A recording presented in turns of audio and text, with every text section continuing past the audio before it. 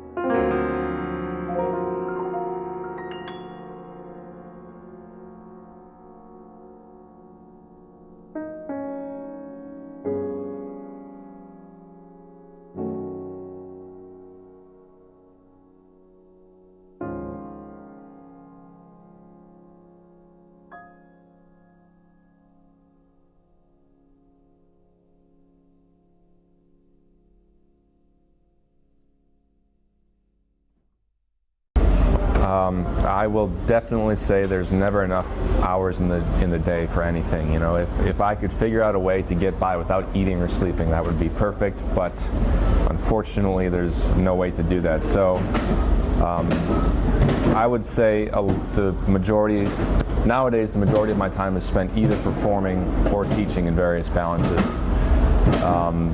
It's usually my entire day is devoted to one or the other, or both. And so, unfortunately, you know, everything else tends to take a back seat in terms of my priorities, which isn't exactly how it should be. You know, the composition, the transcribing, the self-learning process, like practicing, even sometimes that is forced to the wayside because I have all the other things I'm preparing for. Life gets in the way. It always does. So I think I need to be a little more lax with myself and maybe give myself weekly goals in order to achieve a better balance. So I'm working on that. I kind of count myself to be an acoustic piano snob as much as possible, because there's you know, certain things that a real piano can do that no matter how great the technology becomes, an electric piano kind of loses. And that manifests itself in a bunch of different ways. Certainly the feel of the instrument itself. I've never come across an electric instrument that can replicate fully the feel of the piano. And that has to do with the hundreds upon hundreds of moving parts that are actually in the action of a piano that you just can't, that's not the point of an electric instrument. Those are supposed to be portable, you know. And then also the sound quality. You can't really experiment as much with dynamics or timbre, and I like to say color, even though the concept of creating color on a piano is kind of an illusion, because still there's always a hammer hitting a string. So it's shading, I guess, is a better word. You can't really do that with an electronic instrument. Although I will say that, again, there have been advances over the years in electronic technology so that it's become a lot more palatable to use those instruments than not. But other instruments like Rhodes, you know, those are kind of, I guess you could call those a cross between acoustic and electric. You need electric for it to work, but still, that's a specific sound, and as much as possible, whenever I have a real piano, that's so much better than anything else. So when you're performing, the audience gives you this mysterious energy that you can feed off of. And the best way to contrast that is if you're in a studio and you're recording and there's no audience, it's just you and the producer and whoever else, and they're very different settings. So when you're performing live, you take more risks. You're kind of feeding off the energy that the audience is giving you. You know, they get into the music, they start cheering for you, they clap after a solo. It just kind of eggs you on a little more. And you just get more and more comfortable expressing yourself when people are into it. In jazz music, improvisation is really everything. It permeates everything you do. As a pianist, I'm improvising, whether I'm playing chords behind the band, whether I'm comping, we call that, whether I'm taking a solo, which means, playing lines over a certain set of chord changes, like a certain structure. Free improvisation is certainly a big element in jazz too, where you don't have any structure to play over. You're kind of creating everything on the spot. It's just so prevalent in every aspect. Even your interpretation can be considered improvisation. And I guess in that sense, interpretation is really what is individualistic about classical music, where they have pre-existing music that you have to play. The performer brings his own interpretation to it. So I guess that's not really improvisation per se, but that's, I guess, more of an individual thing. But it relates in my mind because they're making their own choices about it, maybe in real time. Improvisation is composition, except in real time, and you don't have the benefit of necessarily going back and editing it. So I think that's also the beautiful thing about it, is that once you play something, it's gone. You can't get it back, unless it's recorded, of course, but it's not something that you can come up with again the same way twice, I think. I think every artist gets to a point in his development where you can consider him or her stuck in his ways. That means that they've just found that niche that they really resonate with, and I think to be stuck in one's ways is a good thing, because so much of your time is spent finding out what your voice is going to be, that if you actually can get to a spot where okay, this is what I sound like, this is what I do, this is what I present, that's a great thing. To that effect, you never want to lose that inquisitiveness. You never want to stop that desire to learn. Like for me, I know that I'm always going to want to keep learning what the next thing is, trying to stay on top of it. But to be stuck in one's ways, to me, implies that they just have a very solid understanding of themselves, and that can be confused with musically stubborn. Especially you hear the stories about the octogenarians of the jazz world not wanting to have anything to do with the type of music that's produced today. That's fine. Consider what they were doing at their time, man. They were at the cutting edge of their field. They deserve it. Let them be.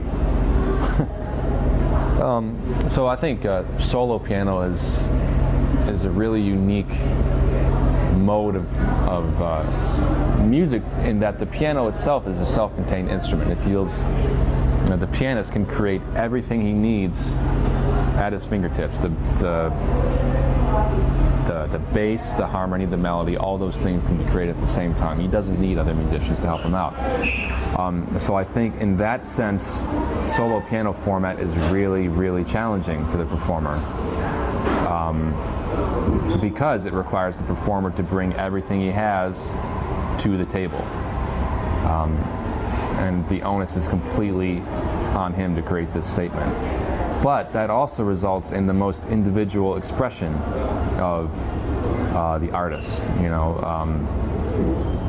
When you're playing by yourself, that's you. It's purely you. For me, solo piano is something that I'm always working on, because it's very difficult for me.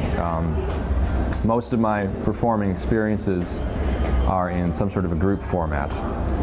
And while I might practice by myself, I don't have as many opportunities to present that. I don't know. It's just a different challenge. It's a fun challenge, and one that I think I'll never fully achieve, but.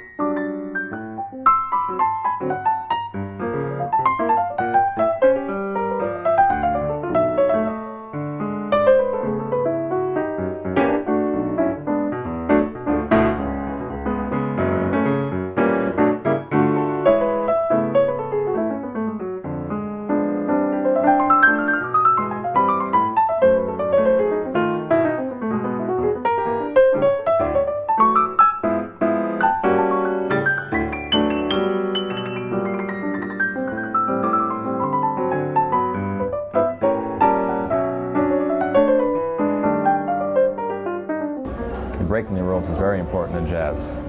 That's kind of what jazz is. It's always been kind of a counter-culture movement in and of itself. You're given all these theoretical rules, and then the biggest question you can ask yourself as a jazz musician is, what if? What if I do this? What if I play the minor third on a major chord where there's a major third too? What's that going to sound like? You know, there's this concept of sounding right versus wrong. You know, I don't think that exists. I think there's things that sound better or sound not as good. There's no right and wrong. I think you can make anything work in any context if you go about it in the right way. So I think rules are made to be kind of bent and pushed and explored and sometimes just downright ignored. I think that just what creates individuality and keeps things moving forward too. I think inspiration is everything. It's what drives you to do what you do, and it can come from anywhere. You can draw it from just, you know, walking down the street and it's a nice day out and you look and there's this beautiful rainbow reflected from the puddle. I think that's a concept that one of my mentors, Frank Kimbrough, taught me about, and someone taught that to him, is this concept of the Japanese concept called wabi-sabi, where you find, it's kind of like wasabi, but it's not, it's a wabi-sabi, where you find beauty in the unexpected, in the everyday things, you know, like even the way that this knot is on the wooden table, that's kind of beautiful too. And in a way, like, you can draw serenity and kind of inspiration from that, you know. Inspiration doesn't always have to be from the same art form that you're trying to pursue yourself, although that's the most direct form of inspiration, I would say. I think the umbrella of what jazz is only going to continue to expand in a way. And you know, you hear the older generation saying, "Oh, jazz is dead. They're never going to have jazz." You know, you can't kill jazz. As long as there's music, people are going to improvise. Jazz is more like a way of being, a way of life. You know, even greater than the music itself. So I think as long as that spirit exists, then the music will exist in some form or another.